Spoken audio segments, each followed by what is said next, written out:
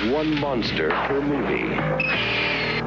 Those were the good old days. We're the Monster Squad. Only one way to kill a werewolf.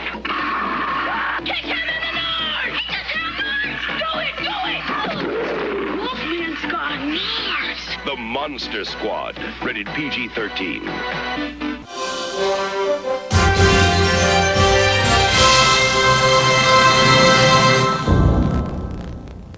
Hello, fellow followers. Welcome back to FanZcene. Greg here, and today I have for you, I finally got my 4K of the Monster Squad from Kino Lorber. Better late than never, right? I'm going to show it off for you guys here, give you a quick review, and we'll get into some Monster Squad stuff here real quick. If you're not sick of it yet on the channel, because I know I've done a lot lately, but I'm super excited. This is one of my all-time favorite movies, and to know that this will probably be the last time this is released in any physical media form on 4K and the best quality that we're probably ever going to get, it's just... I absolutely love it, and I have to cover it. And so there you guys saw the new front there with the new slipcover art there, and here's the back if you guys want to pause that and read the special features. It's all the same special features from the Lionsgate DVD and Blu-ray from 2007 and whatnot, and it also comes with the bonus third disc of Andre Gower's documentary, The Wolfman's Got Nards, which I highly recommend that documentary. Highly recommend this. This looks amazing. The 4K scan is great. I'm going to take the slipcover off here. The movie looks and sounds incredible. It's the best I've ever seen the Monster Squad. And here I've reversed the cover here with the original poster art from the VHS, but as you can see here, Phoebe has been added into the poster art where she was never on there before. So that was a oversight. They corrected it and wanted to put her on there, which I'm happy for that, because it keeps integrity of the original poster art and it gives us Phoebe. You know, she was an amazing character in the movie. And I'll open it up for you guys real quick and I'll show you guys off the disc. There's the 4K, there's the Blu-ray, and there's the Wolfman's Got Nards. Like I said, this is an amazing set. If you haven't got yours yet, I hope you get it soon, because I know they've been delayed a little bit here and there. I delayed from on my end as well, but this is an amazing 4K. Brilliant. It's just truly brilliant. But, you know, I do a lot of these, and I'm sure you guys watch a lot better 4K reviews than I. But, you know, what I wanted to show you was, I wanted to show you this clip of Andre Gower talking about how they found out about fans of the Monster Squad and whatnot, and how this, you know, how we are to them. Taken from the Physical Media Show, episode 120, with Tom Connors from Midnight's Edge and the Rookie Critic, and Andre Gower, Sean from the Monster Squad. Check it out. We didn't really know it was the thing. You know, like going through the 90s and going through college and things like that, you know, you meet people like, oh my God, yeah, I love that movie. And like, that's great. I'm glad you saw it and you remember it, because once it came out on VHS or you know, taped it off of HBO, that was it.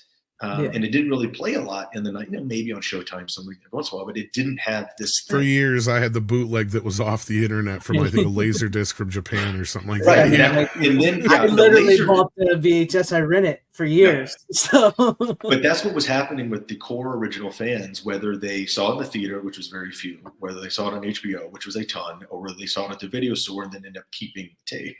That was a legion that we didn't know existed. Right.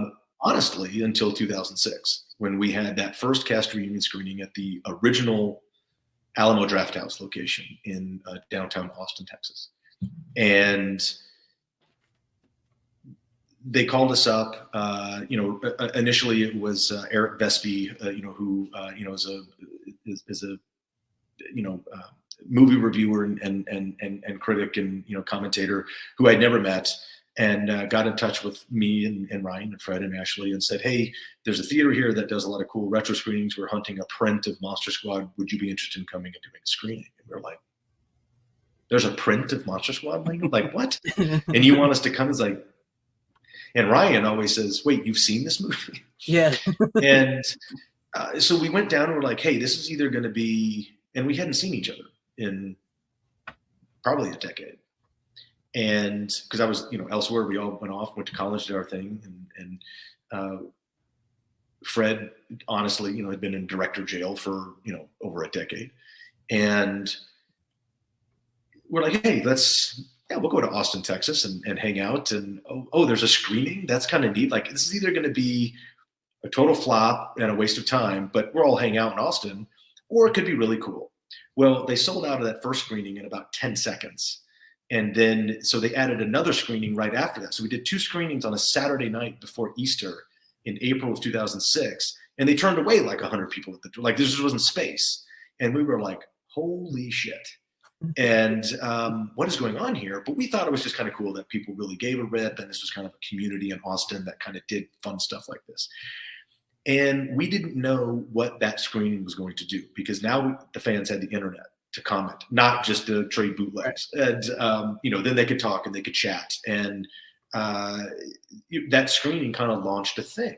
And the resurgence smoldered from that. It kind of sparked from there and kind of had this, the kind of the sizzle that this grew and grew. And, with, not even a year after that, we were co-headlining Monster Mania in Cherry Hill, New Jersey as the cast. And that's when they announced that they were actually doing the Lionsgate DVD. And we didn't even know that was happening. Like Michael Felsher showed up to do the commentary and the on-camera videos. We're like, who are you? What?